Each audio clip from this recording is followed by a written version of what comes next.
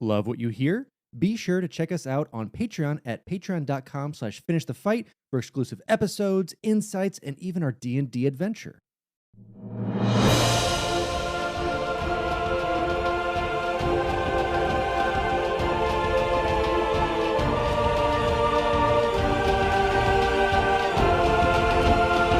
Welcome back to the final Finish the Fight. Well, that made me sad a little bit. I am your host, Derek Baker. And I am your host, Alex Kendall. Yes, we have made it to 100 episodes on the gaming podcast side of this. I have promised Derek in an earlier episode in the Conquer's Bad Fur Day one that he reminded me of. Yeah. That we promised to do for our final episode. Honestly, the capstone and cornerstone of the quality of work we put into this is going to be the 2D side-scrolling platform game, Mr. Nutz. Yeah.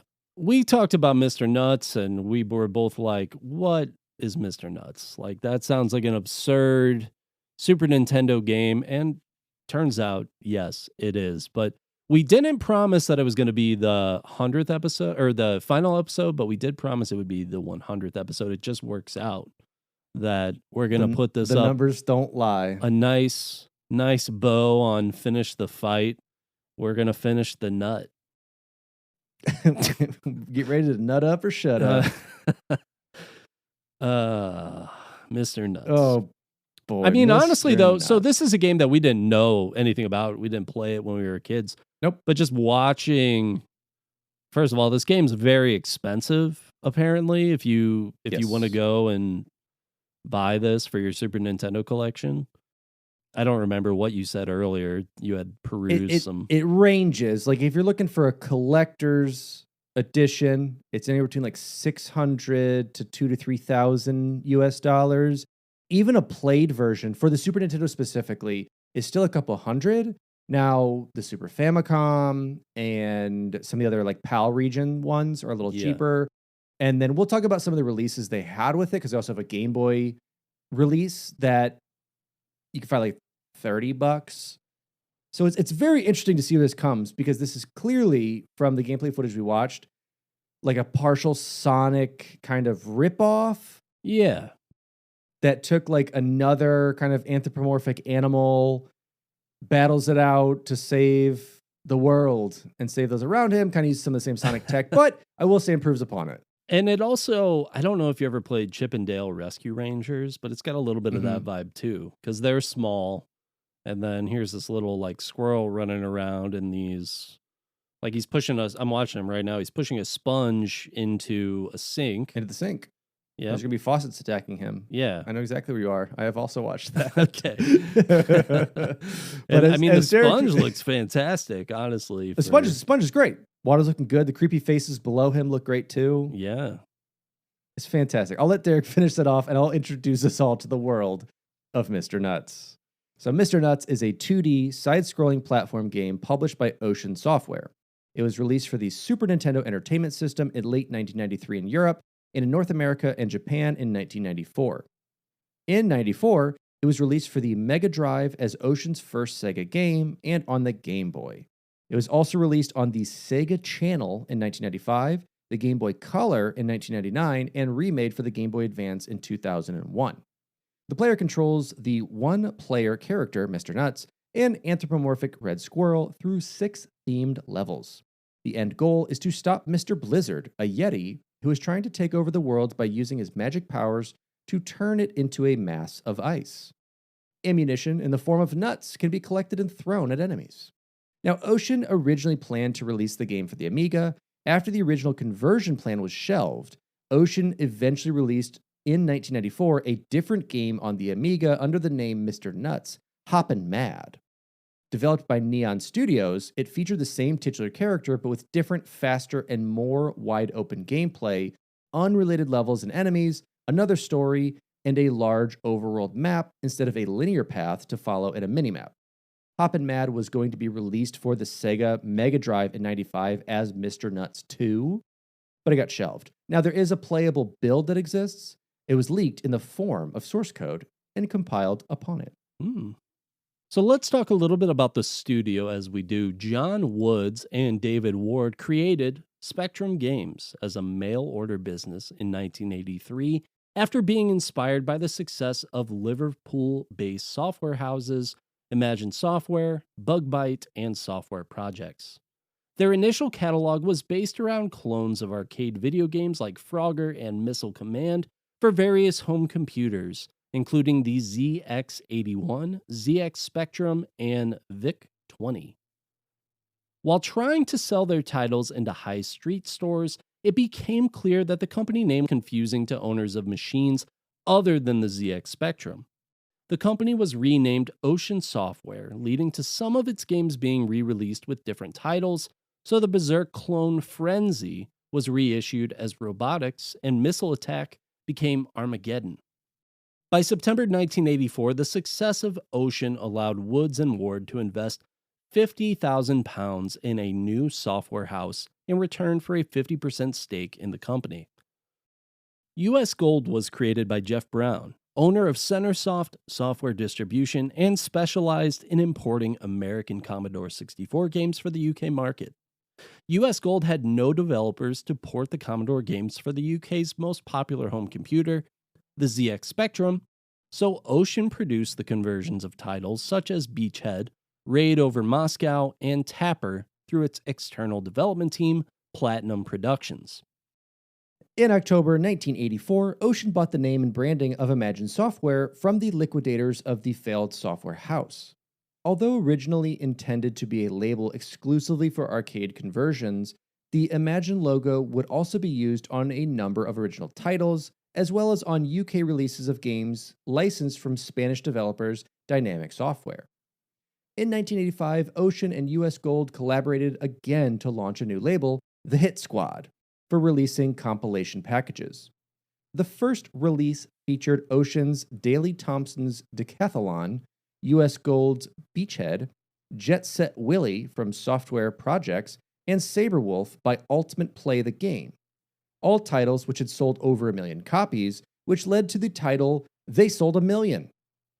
The compilation went on to sell over 1 million copies. They sold 1 million of 1 million. And as did the third and also the second, the one before the third in the series. Wow, I'm confused. Listen, when you make millions and millions, it's what you do. Over half of Ocean's releases for 8-bit home computers were coin-op conversions and licensed games. While initially focused on British licenses such as Hunchback of Manchester's Century Electronics, Liverpool's Frankie Goes to Hollywood, and Olympic decathlete Daley Thompson, its attention soon shifted to film licenses, with The Never-Ending Story become its first movie tie-in in 1985. In 1986, a deal was signed with Taito and Data East for home versions of their arcade games, such as Arkanoid, Renegade, The New Zealand Story, and Operation Wolf. Operation Wolf was the first title to be converted to 16-bit platforms by Ocean France, a company created by Ocean and Mark Jan in 1986. The studio produced most of its 16-bit arcade conversions up until 1991, when the company became Ocean's French marketing and sales department. Now let's get to the nitty-gritty. What did it take to bring these nuts to your screen? Now, by 1990, after the closure of Ocean France, character designer and graphics artist Philippe Desolé and programmer Pierre Adane decided to work independently on a platform game for Amiga. When designing a character for the game, Desolé was considering a turtle or a parrot, but his wife gave him the idea to choose a squirrel. Desolé did his sketches of the character and enemies in pencil, as well as level designs. The game was shown to Ocean Software, which agreed to publish it on the Super NES and Mega Drive Genesis instead of Amiga, because the console market was safer against piracy and more profitable compared to personal computers. The working title was Squirrel's Game, and the developers changed it into Mr. Nutz, but this was considered too pejorative and vague by the English developers. The final title became Mr. Nutz with a Z. That's how you know it's cool. That's how we did things in the 90s. You made S's into Z's, and then Look, how many edges does an S have? 0. How many edges does a Z have? More than that. Exactly. So, And we're edgy back then. And so when the Edge was applied, the development took 18 months for the Super NES version and 6 months for the Mega Drive version. Some levels, such as a water stage, were removed in the final version. The Game Boy Advance remake contains them as bonus levels. And Destiny showcased the Super NES version at the 2015 Retro Mia convention. So if there's any nutheads out there, could have checked it out. look, and I think we all want to know what Nutz can really do if they really get where they need to go. And Mr. Nutz can run, jump, swim in some levels, and collect items. The character can jump on most enemies, strike them with his tail, or throw nuts he has collected at them to defeat them. Apart from bosses, most enemies can be killed with one strike. As with many games, contact with hazards and enemies that do not sufficiently defeat them results in losing 1 unit of health, followed by a few seconds of invulnerability as the character sprite flashes. No version contains a time limit. The player may spend as long as they wish on each level, although some versions of the game will reward the player with bonus points for clearing a level quickly. Coins found along the way will not only give points and bonuses during gameplay, but the total amount of coins collected in a level will determine the player's completion bonus at the end of the level. Coins, health, and extra lives are often hidden throughout the levels. The player starts with a limited number of lives and health units. The amounts are different depending on the difficulty and port.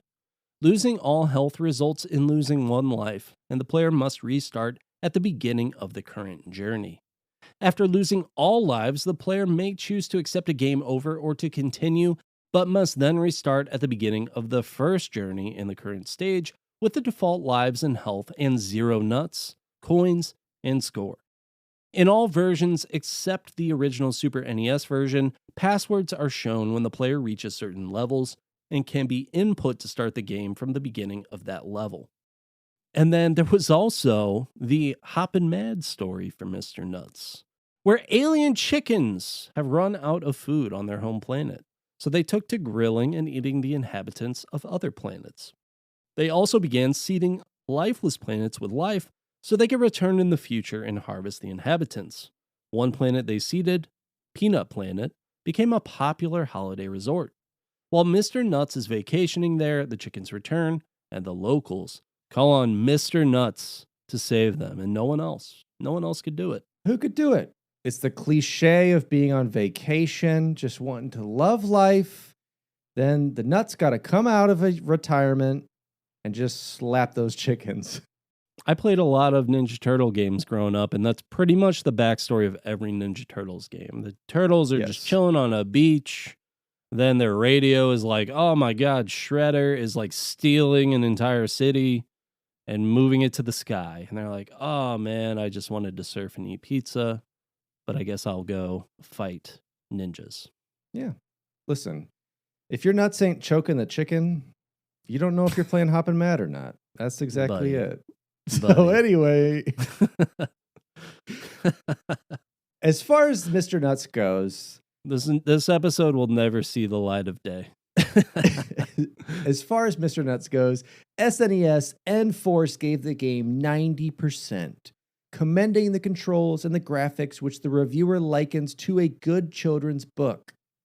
GamePro gave the Super Nintendo version a mixed review. They praised the use of parallax scrolling and the beautifully drawn backgrounds, but remarked that the gameplay, despite the hidden secret levels and fairly tough challenge, just isn't very interesting. The SNES version won Best Platform Game for 1993 by Consoles Plus magazine, and a video game developer called Mr. Nutz Studio is named after the character. And then obviously, I gotta jump over to Mr. Nutz Hoppin' Mad, which, for all intents and purposes, is pretty much close to the same game. Basically, here's the TLDR.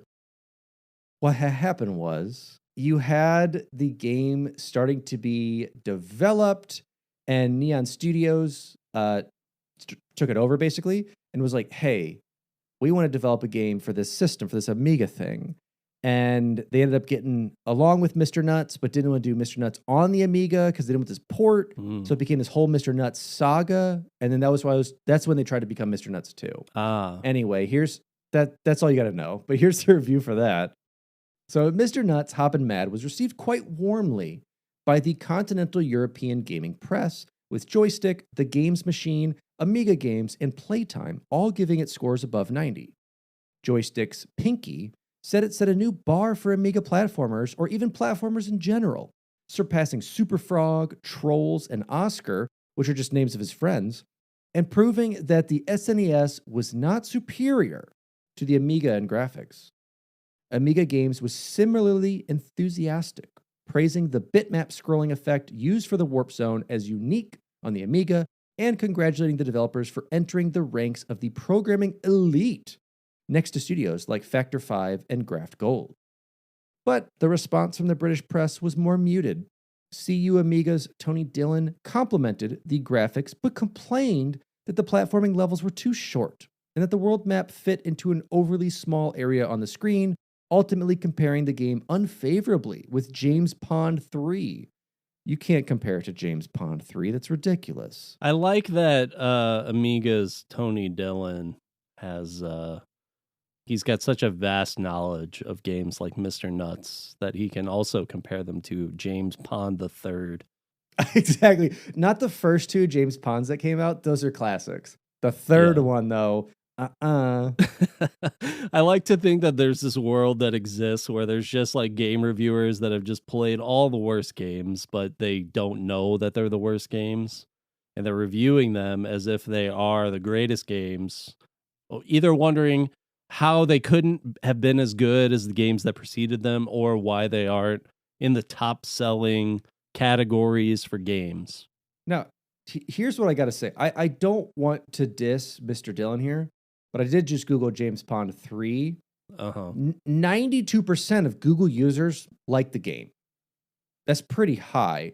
Now, well, Mr. Dillon might be kind of pretentious. I think the pretension is there, and he's wrong. I'm looking at screenshots of the game. This looks nothing like Mr. Nutz.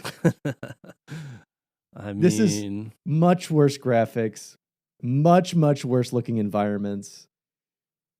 Maybe he, first of all, James Pond, I'm interested. Maybe episode 101, James Pond 3? If we come back. Just kidding. If this episode gets 1 billion views, we're coming back for it. Yeah, I mean, looking at it, though, it looks like a solid, like, I'd be interested in playing it for Sega Genesis. I'm fine. Now, I will say the first cover of James Pond Underwater, fantastic. Very reminiscent of, like, GoldenEye-esque look, James Bond. Pretty great. Okay. James Pond 3, I don't know what they were trying for, but I'm going to Amazon right now. At least five people have bought James Pond 3 Operation Starfish Aftermarket. 5 5-star reviews. It's up there. Okay. Pretty good. Yeah. I mean, looking at the artwork for James Pond 3, though, it just really takes me back to the 90s. Just an amazing, like, goofy art style. I don't really even know how to describe this art style, but it was everywhere. Yes. Just this, like, really, like, faded, cartoony, but like overly detailed background thing that we had going on. It very much reminds me, I think it was more fleshed out in the game, but the environments remind me of Yoshi's Island. Yeah, I could see that for sure. Some of these, which is pretty great. Anyway, James Pond 3, check it out. You'll love it.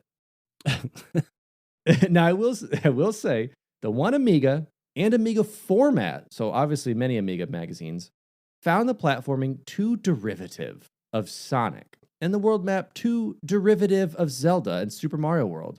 And both complained that the graphics were technically impressive, but hard to visually parse for the sake of gameplay. I disagree. But Amiga Power was more favorable, as well as the Australian magazine Australian Commodore and Amiga Review, both of whom said the game was not very original, but fun, nevertheless. Some might say that about us. Yeah, they probably do. That's some pretty amazing reviews. I like how detailed this review was for Mr. Nutz. It's good stuff. Yeah. Okay. Well, that was Mr. Nutz. Thank you so much for listening to our 100th episode. We didn't let ourselves down. We didn't let you down, I hope, if you listened to Conker's Bad Fur Day and then wondered, would they really do an episode 100? Would it really be about Mr. Nutz? Have no fear. You know, with our nuts, nothing is a joke. No. And with our nuts, anything is possible. That's right. Words to live by. Now, obviously, but wanted to take this episode, this funny, silly capstone to kind of Derek and I kind of letting off steam, having fun with this, to really appreciate all of you who've listened and for us being able to make it through these 100 episodes with it. Plenty of bonus episodes. Obviously, we have our previous Halo shows with it. And it's been such an insane wild ride of 5-ish years or so of doing this, which is just insane to even think about, like how this started out and how it transitioned and where we got to today. It's been an absolute blast. I've loved every minute of it. I've loved all of you be able to interact on our socials and through our Spotify and through every other channel that we've had and game nights and our Patreon and whatnot. It's been such a fantastic time that I really wanted to spend like these last few minutes, just you and I kind of reminiscing and going over that and just really appreciating, what we've been able to create. Absolutely.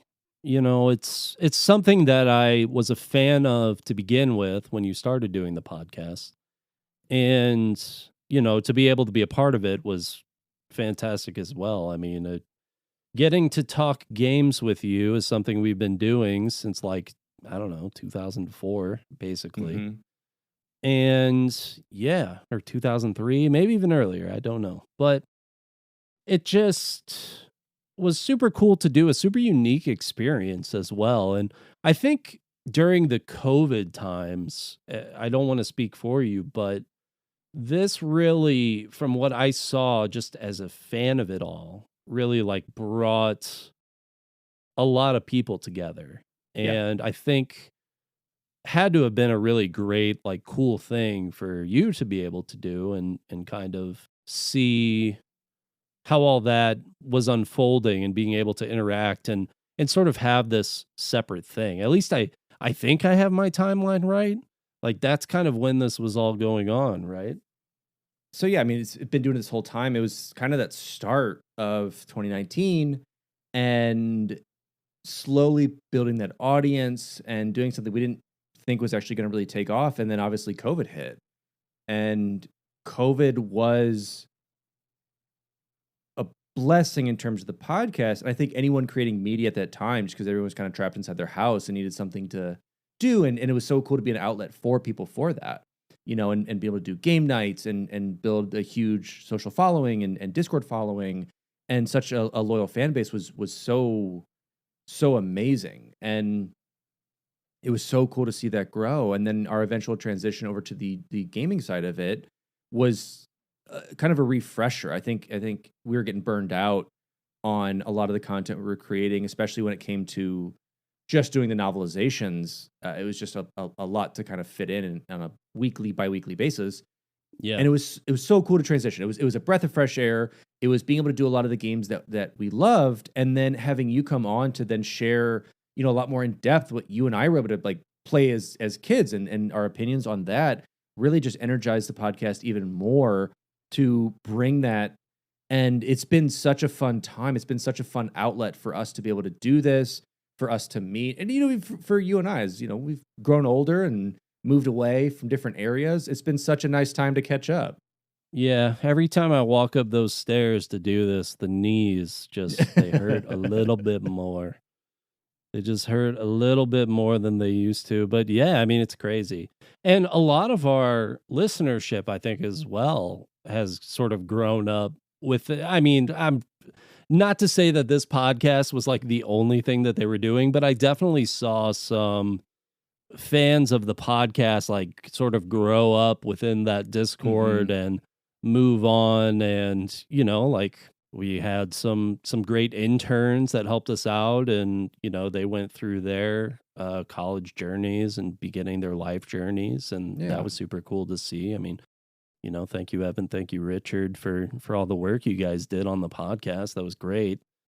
And then on top of that, just the general fandom as well, to see some of them like grow up, start their own podcast, sort of using this podcast as inspiration. That was really neat to see. And sure, the Discord over the last year or so or more really slowed down significantly as a result of all that stuff. But that doesn't really take away the initial excitement that I think it brought for a lot of people, even beyond just you and me. So Yeah, and I think I like to think of this podcast as like kind of like those steps like we talked about, like through COVID. I mean, I even find myself nowadays listening to less and less podcasts. I think it's because like that was such an outlet and such a human connection to have through like a parasocial sense, to be able to like feel. And that's why like I love doing this show. It's the feeling of like, hey, I can be the fly on the wall of these friends talking about this thing that I really enjoy. And I feel like I'm part of that conversation. And that's really, for me, what makes such a good podcast. When you have like either a 2-host thing or like a friend group that's doing this, you want to feel a part of that. And I really felt like we did that. We felt like such a fun, cohesive group with it. And it was just such a blast to be able to do this. And I mean, with anything, jobs, hobbies, school, whatever, there's always ups and downs. yeah, And we've had that going through it of like, do we transition this to more of a business? Do we dedicate more time to this? Do we dedicate less time to this? Because for us, like, it was just kind of like going to the wayside because we had so much other stuff going on, especially post-COVID, where we're all back to work and back to doing things around the house and back to lives that we have to live. And so it's been such an honor to be able to produce this and keep such a pretty rigid schedule for these 5 years of giving you guys the content, bringing the best that we have with it, and just having fun. And, Derek and I had talked, and it's like, once this is kind of reaching the end of the rope for us, not that it's not still fun to talk and do this, but like, we think we've kind of run the course. We've had fun and we've kind of come to the end of it. And that's kind of our decision with it. And 100's a good number. I felt like that's such a fun, cool milestone to reach that I'm really excited about it. Yeah, if we did more than 100, it would be like, oh man, we gotta hit 200 now. We gotta hit 169. Gotta keep going. We gotta hit at least another 100. We could do that easily. And it's not that we couldn't. To your point, we sort of had, I think, an option at one point to say, how much time do we want to dedicate to this? Like, do we want to transition and try and make this like the thing that we do? And I think we both kind of came to the decision of, well, let's try and inch toward that and see if it's really feasible. And when we inch toward it, sort of seeing the amount of time that it was going to take immediately, I think, sucked a lot of the fun out of doing it. So we just turned away from that immediately. Just like, hey, no, that's too much. We need to back down. Like, love giving people the content, but if you and I are just not looking forward to talking to each other, then it's not worth it at the end of the day. So, I mean, kind of like a little behind the scenes thing there, but yeah, I mean, there was definitely a lot of conversations Alex and I had where it was progressing well, I think, and it was just a matter of sort of multimedia-ing it to an extent that was going to take up so much of our time that we didn't feel like we could really truly give it that effort and still like it. So yeah, that was a huge thing. I mean, you guys have all seen who's on TikTok and Instagram and whatnot, that like all the podcasts that are especially either newer or that are more niche with it, they've gone to video. And that's really the way to do it, because you can share clips in such an easier way that makes your show feel more appealing. It makes it feel more engaging. Even if the whole show's not that, it brings you in. And, I had discussion with a couple other hosts of different shows and different varieties, different genres and stuff. And we had a pretty big Discord with it, and a lot of people started bowing out. Yeah. Because, it was a shift that was made. It's like you either had to go 100% and spend the money and spend the time and spend the production and people, to get that type of stuff done, or still have really good times with a friend in a hobby that is still taking our time to be able to produce this for you and produce good quality for you, but not to the point of making it business. Definitely. Yeah, I mean, there have still been advantages and still like, like we would run ads and things like that, just courtesy of Spotify for podcasters and those things. But, and then beyond that, like trying to do YouTube or trying to make clips for TikTok or Instagram or whatever. Even just like cutting little previews. I tried that out on Twitter a few times and I was like, I don't like this. I don't like having to find, like, when I'm in the process of editing it, I didn't like having to, like, okay, that was funny to me, I think. So maybe I'll make a clip of that, to do that a million times over. But, I don't want to focus in too much on that stuff because there was a million hours of fun. It felt like just some of these games. The fact that today we're doing an episode about Mr. Nutz because we did an episode about Conker's Bad Fur Day is a lot of the fun to me, where it's just like rediscovering or discovering for the first time these different things that exist within the gaming world and being able to connect a little bit more with other games as a result. And just over time, my appreciation for video games and their development has definitely gone up.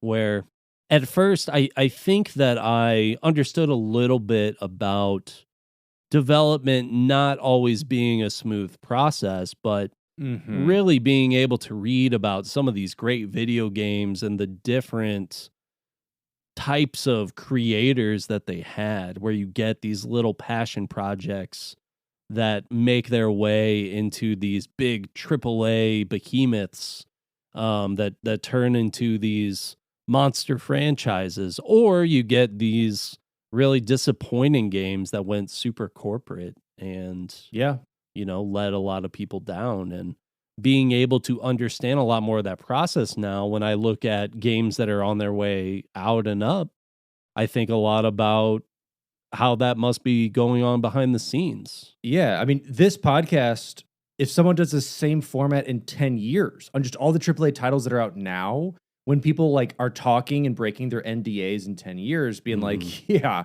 you know the corporate stuff that went on behind that? Why we had to do Overwatch 2, why we had to like monetize this game to hell. Like those are the conversations that like I'm very excited to see in 10 years when you have these retrospectives on like why AAA games like are either tanking or they're just cash cows. Like that's the two options that they've kind of come to. So I find that very interesting. And to the point like that you said of like, yeah, scrutinizing about games and like what it took to actually make something.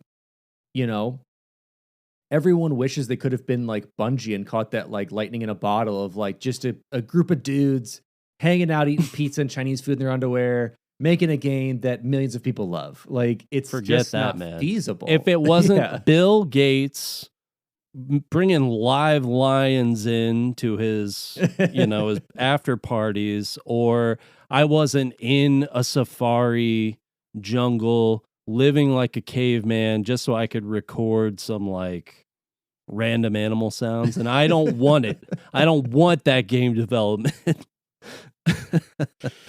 Yeah, it's so wild what goes on with this. And that's why like the one encouraging thing that I want to give everybody for the gaming sphere is keep following and supporting those indie developers around you, because like those stories that you've heard us tell from the 80s and 90s into the early 2000s that really didn't come about after that, well, those are happening now at those indie studios in their friend's bedroom producing stuff that is like being taken over by the masses.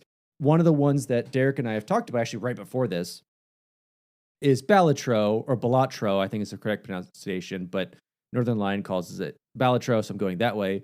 But it's basically one dude. It's local thunk, a Canadian dude who's been able to produce this game that is a huge hit indie game. I mean, along with other ones we've covered, like with like Undertale and Stardew Valley and all of those games that have this really big it's not even cult at this point. It's a full-blown Yeah. religion behind these games that have really followed. So keep supporting those indies, keep following their journeys and seeing how they develop these games, because games are getting, I don't want to say easier and easier to develop. The tools to get the games are becoming easier and more manageable and cheaper to do. And you're going to be getting many, many more games out there that are little hit gems like Lethal Company, stuff like that. That's like this wild stuff that's out there. So my kind of like closing thought in the gaming sphere is like, yeah, support with your dollar, play the games you love, and share it with your friends. I mean, it's really like those pastimes that really brought Derek and I together on so many of these episodes that really brought the nostalgia hits for us, or the duds that was just so much fun to go over. Yeah. If you are a couple of friends, like I know now, because of how good everyone's gaming setups are and how good like playing a single screen can be, like as far as a competitive team mode thing goes. I know like from a performance standpoint, that is probably the superior way. But the amount of times that you and I just went, maybe we'd go to like your mom's house and be in the basement, and we would just find the most random game and just play that together, take turns or whatever. And the memories that we created from that stuff, doing those things, I mean, that's what was fun about it. Not what our KD was, not how successful we were playing Halo or whatever, but it was those moments of absurdity that happened in those random games that we just decided to play together for whatever reason. So maybe you have a friend that you play a lot of games with online.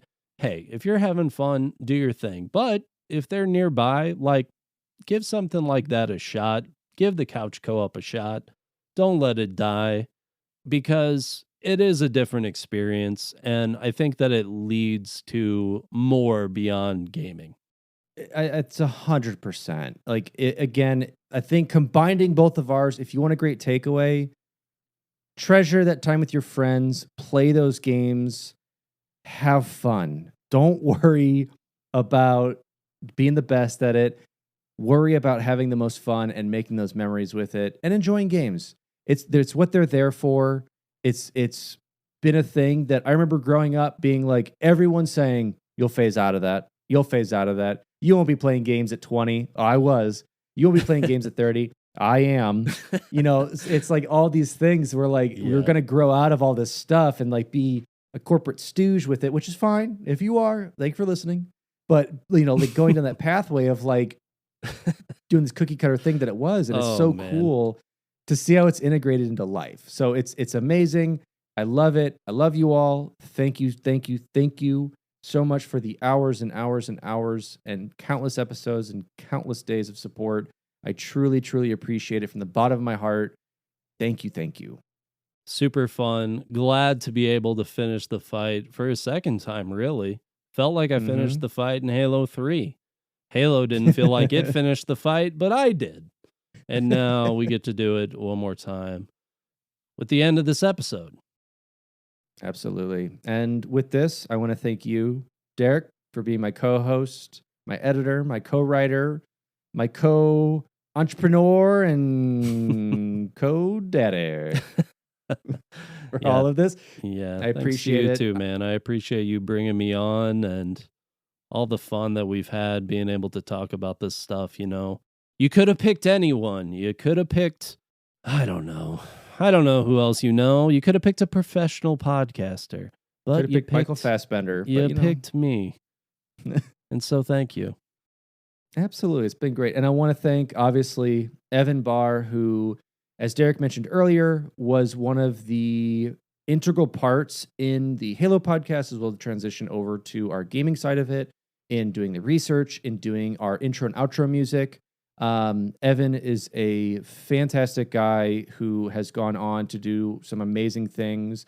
He's gone on to play amazing music. So if you want to check Evan Barr out, go ahead and search him. We'll have some stuff about him, as well as thanking Erin Shattuck for our beautiful artwork. She did an insane job being able to capture just so many little gaming moments within our artwork that we have that blew my mind when I first saw it. And it's just so cool to be able to like carry that legacy on with it in that art. It's fun. Absolutely. And yeah, Evan has actually gone on and he's done soundtrack work for video games at this point. So that was always his end goal. And, super excited for him to have had the opportunities to do that stuff. But yeah, he's on Instagram as well. I think is Evan Barr Composer. I don't know if his Instagram is private or not, but he does some music stuff on there now, which is super cool, as well as a lot of personal stuff. Like, guy likes to, shoot guns competitively. So, good for him on being able to do that. I couldn't even imagine, wouldn't even know where to begin. And, thanks to Richard Scanlon as well, another intern that existed as a writer for the podcast. And I think beyond that, just a really great ambassador for the community within the Discord for such a long time. Always being there, always willing to, I think, have conversations with anybody within the Discord. Congrats to him and all the things that he's moved on to do as well. Absolutely. And piggybacking off that, I want to thank all of our Discord mods, everyone in the Discord community who has kept us in contact with you all, kept us all connected, and has just been such a wild ride through all that. And like the game nights that we had, allowing me to like revisit Halo like I did in like early high school, late grade school time of like the first time feel of it. I just felt that again. It was so cool to experience that. It was so cool to be able to share this with you all. And it's been fun. And I'm looking forward to see where you all are in your journeys. Continuing after the podcast, Derek and I will be around. We won't be here to hear our sweet, sweet voices, but we'll be around the socials. We'll still be around the Discord, still be around all that stuff. And for the final time, with that, this has been our coverage of Mr. Nutz, but just our coverage of ourselves and the podcast overall. And as always, I'm your host, Alex Kendall. And I am your host, Mr. Nutz, hopping mad. And this has been Finish the Fight, a gaming podcast. And Soldier, we have finished that fight.